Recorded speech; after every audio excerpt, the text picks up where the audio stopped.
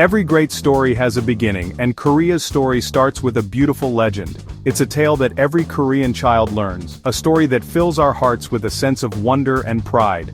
Long, long ago, a heavenly prince named Hwanung looked down from the heavens and saw the Korean peninsula. He wanted to help the people there, so he descended to Earth with 3,000 followers. He settled on a sacred mountain and taught people about farming, medicine, and law. He was a great and wise ruler, bringing order and prosperity to the land. This story isn't just a fairy tale, it's the foundation of our identity, a reminder that our roots are connected to something special and meaningful. Now this is where the story gets really interesting. A tiger and a bear who lived nearby saw Hwanung and desperately wanted to become human. They prayed to him every day. Hwanung heard their prayers and gave them a challenge. He gave them a bundle of sacred mugwort and 20 cloves of garlic. He told them, "If you stay in a dark cave for 100 days and eat only this, your wish will be granted." The tiger, impatient and hungry, gave up quickly and ran out of the cave. But the bear was patient. She endured the darkness and the strange food, showing incredible perseverance. Her determination is a quality we Koreans still admire today. After 100 days, the bear's wish came true. She transformed into a beautiful woman named Eungnyo, which means bear woman. She was very grateful, but she soon felt lonely and prayed for a child. Hwanung was moved by her prayers, so he married her. Together, they had a son named Dangun. This son, born from the union of heaven and earth, would go on to do great things. He became the first human king of Korea. This founding myth is so important because it tells us about the values we hold dear: patience, endurance, and a deep connection to our land. In the year 2333 BC, Dangun established the very first Korean kingdom, called Gojoseon, meaning Old Joseon. He made his capital near present-day Pyongyang and ruled for over 1,500 years. Gojoseon became a strong and prosperous nation, growing from a small tribe into a powerful kingdom with its own unique culture and laws. It was a place where our ancestors learned to work together, build a society, and defend their home. The story of Dangun and Gojoseon is the starting point of our long and epic journey. It's the first chapter in a book filled with courage, struggle, and incredible achievements that continue to inspire us. The long rivalry between the three kingdoms finally came to an end in the 7th century. It was Silla, the kingdom that started as the underdog, that achieved the impossible. Through smart alliances and the incredible bravery of its Hwarang warriors and generals like Kim Yu-sin, Silla managed to conquer its powerful rivals, Baekje and Goryeo. This wasn't just a military victory, it was the birth of a unified nation. For the first time, most of the Korean peninsula was united under a single ruler. This new era, known as Unified Silla, brought peace and stability, allowing Korean culture to blossom like never before. It was a true golden age. With the wars over, the people of Silla could focus their energy on creating things of beauty and knowledge. The capital city, Gyeongju, became one of the most magnificent cities in the world. It was a bustling metropolis filled with palaces, temples, and aristocratic homes with tiled roofs. The city was carefully planned with a grid system, and records say it had over 1 million inhabitants at its peak. Gyeongju was the heart of the kingdom, a center of art, religion, and learning. Exploring Gyeongju today is like walking through a giant outdoor museum, with ancient tombs, temple ruins, and stone pagodas telling the story of this brilliant time. Buddhism was the official religion of unified Silla, and it deeply influenced every part of society. The kingdom's rulers were devout Buddhists, who sponsored the construction of some of the most spectacular temples and monasteries in Korean history. Two of the most incredible achievements from this period are the Bulguksa Temple and the Seogguram Grotto. Bulguksa is a masterpiece of temple architecture, with its stone bridges and pagodas perfectly balanced. Nearby, the Seogguram Grotto holds a serene and majestic statue of the Buddha, considered one of the finest examples of Buddhist art in the world. These treasures show the deep faith and amazing artistic skill of the Silla people. This golden age wasn't just about big buildings. It was also a time of great advancements in science and craftsmanship. The Chumseongdae Observatory, also in Gyeongju, is the oldest surviving astronomical observatory in East Asia. It shows how Silla scholars were studying the stars and the seasons. Silla artisans created stunning gold crowns, intricate jewelry, and beautiful bronze bells like the legendary bell of King Seongdeok.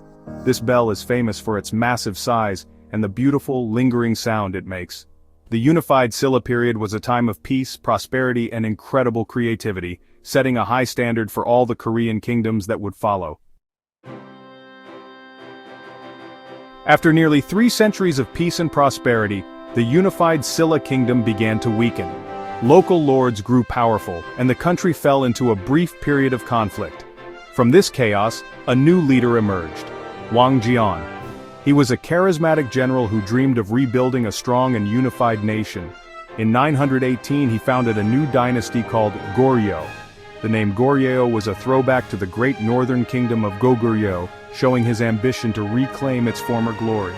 It is from this name, Goryeo, that the modern English name Korea comes. This new kingdom would rule for nearly 500 years, facing incredible challenges, but also reaching new cultural heights. Goryeo is world famous for one particular artistic achievement, its stunning celadon pottery. Goryeo artisans developed a unique technique to create pottery with a beautiful jade green glaze, a color so special it was called bisek, or kingfisher color. The celadon pieces were elegant in shape and often decorated with delicate inlaid designs of cranes, clouds, and flowers. These ceramics were prized not only in Korea but all across Asia, admired for their beauty and technical perfection. Goryeo celadon represents the refined taste and artistic spirit of the era. It is a symbol of a culture that valued beauty and craftsmanship at the highest level, a true treasure of our heritage. Buddhism continued to be a powerful force in the Goryeo dynasty. The government actively supported the religion, and magnificent temples were built across the country.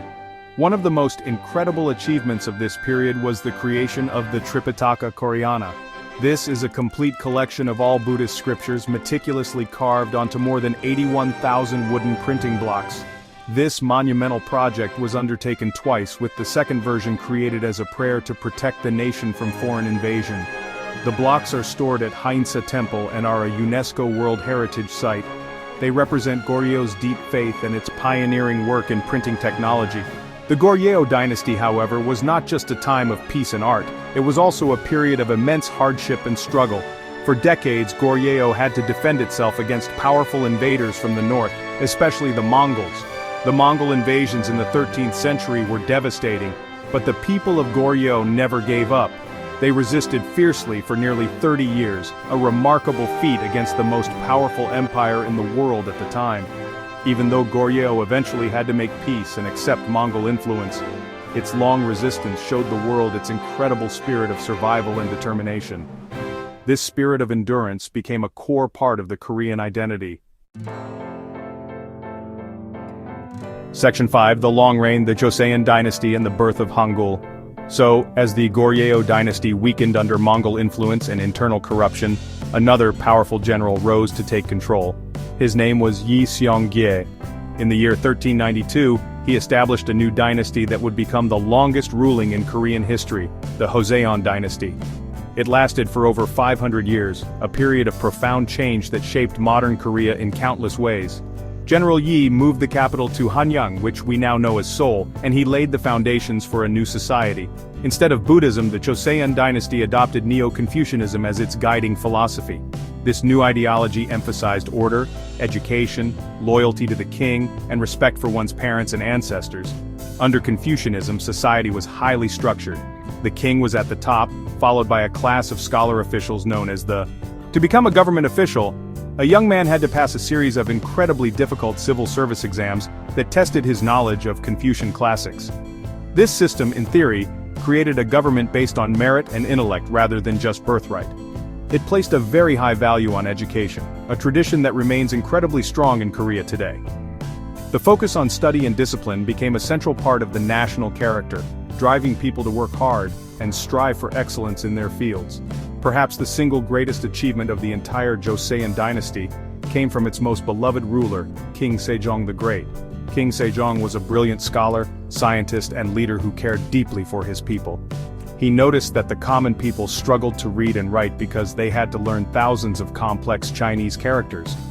He wanted to create a writing system that anyone, from a farmer to a noble, could easily learn. In 1446 he introduced a new alphabet called, which means the proper sounds for the instruction of the people. Today, we call it Hangul. It was a revolutionary invention designed to empower everyone with literacy. Hangul is often called one of the most scientific and logical writing systems in the world. Its consonants are designed to look like the shape of the mouth and tongue when making the sound, and its vowels are based on philosophical principles representing heaven, earth, and humanity. It was so simple that, well, a wise person could learn it in a morning and even a fool could learn it in 10 days.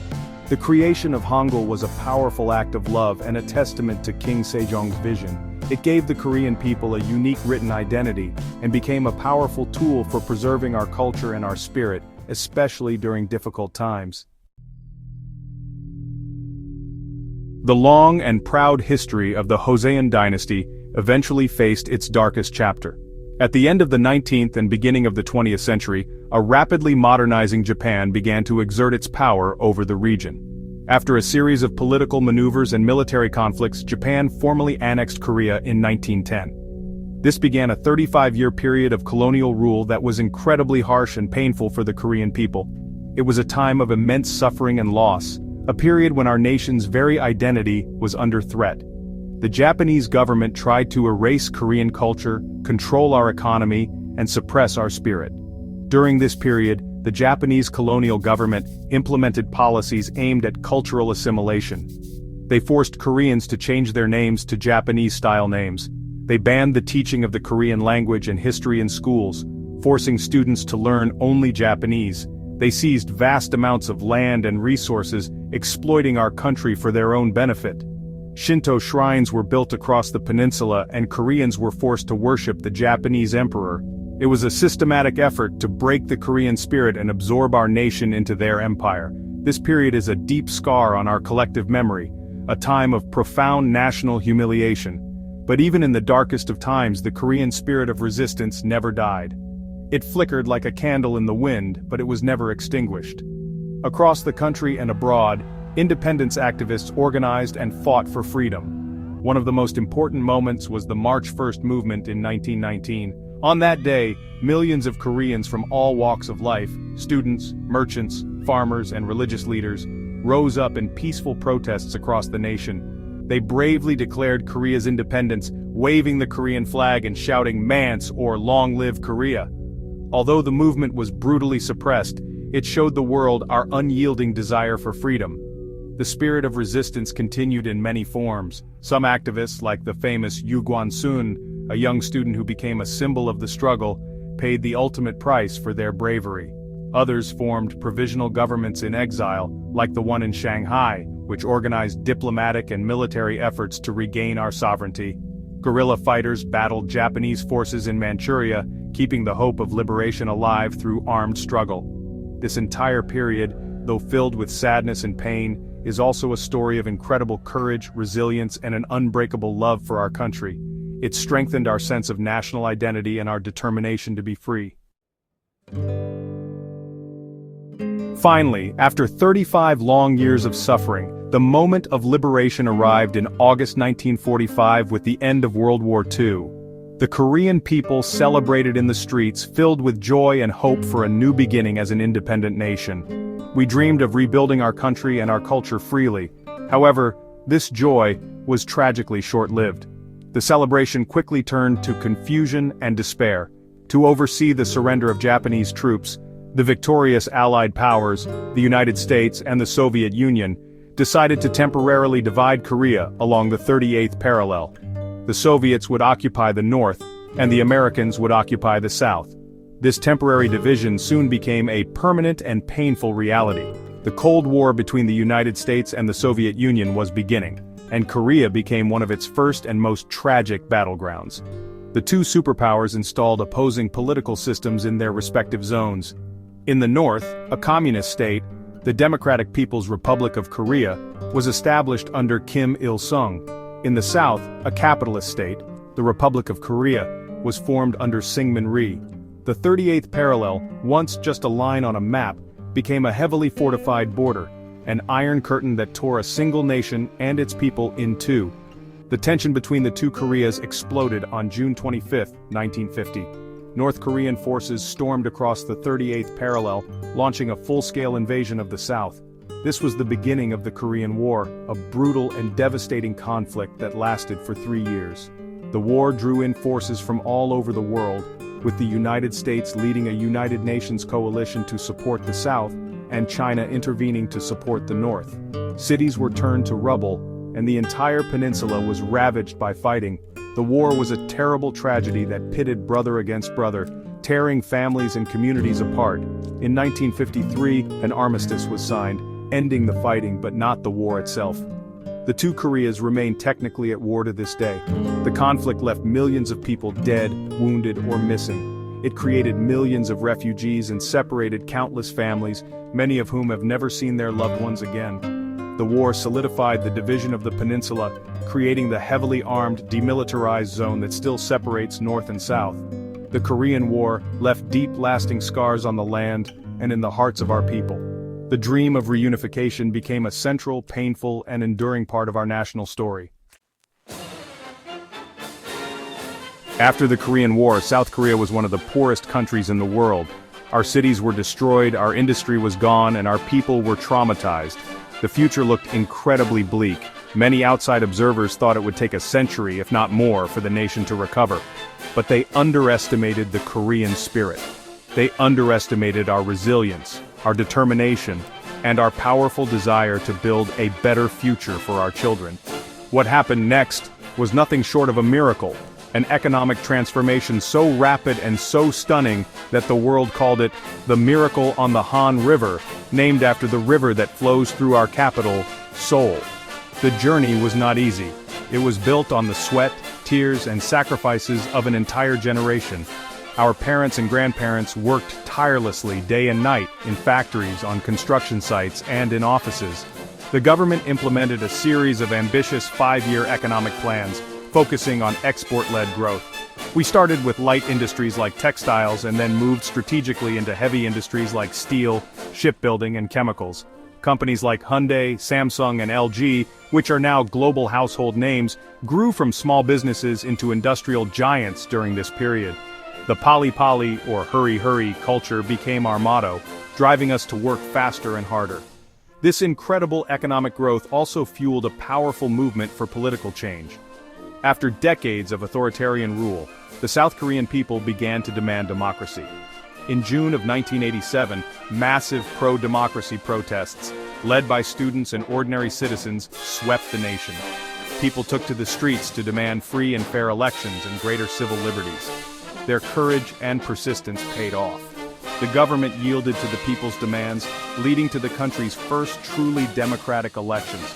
This achievement was just as important as the economic miracle. It showed that Koreans valued freedom and justice as much as prosperity. Today, South Korea is a global powerhouse. From the ashes of war, we have built one of the world's largest economies. We are a leader in technology, from semiconductors and smartphones to advanced robotics. But our influence doesn't stop there. Korean culture, often called the Hallyu or Korean wave, has swept the globe. Our music, with K-pop groups like BTS and Blackpink, our films like the Oscar-winning Parasite, and our television dramas have captured the hearts of millions worldwide. This is a source of immense pride. The Miracle on the Han River is not just about money, it's about transforming a nation's destiny through sheer will and hard work. Looking back at our long and dramatic history, from the legend of Dangun to the global popularity of Korean culture, one idea stands out more than any other: toughness. Our people have faced many invasions, being controlled by other countries, a terrible war, and the sad splitting of our homeland. Every time, we've been pushed to the edge, but we've never given up. We've always found the strength to get back up, to rebuild, and to look to the future. This amazing toughness isn't just something we read about in history books, it's a part of who we are. It's the spirit that turned broken buildings into tall skyscrapers and sadness into art. Through these hard times, we have strongly protected what makes us unique. During the Japanese occupation, when our language was not allowed, our ancestors secretly taught Hangul to their children. When our culture was held back, they kept our traditions, our food, and our stories alive. This strong will to keep who we are is why our culture is so lively today. We have managed to accept new things and global ideas without losing touch with our old roots. We can see this in our cities, where new-looking buildings stand proudly next to old palaces, and in our lives, where we enjoy the latest technology while still honoring our ancestors with old customs. Of course, our journey isn't over and we still have big problems.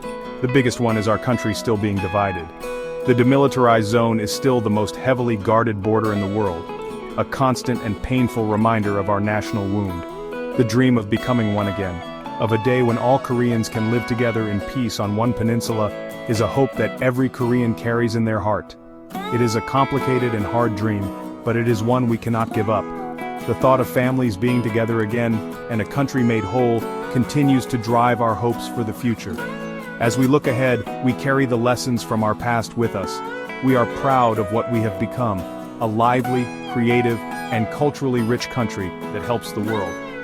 We have shown that even from the deepest sadness, it's possible to create a story of hope and success. The story of Korea shows how strong the human spirit can be. It is a story of survival, of who we are, and of an unbreakable hope for a brighter, more unified tomorrow. Our amazing journey continues, and we are excited to write the next chapter, sharing our story with the world.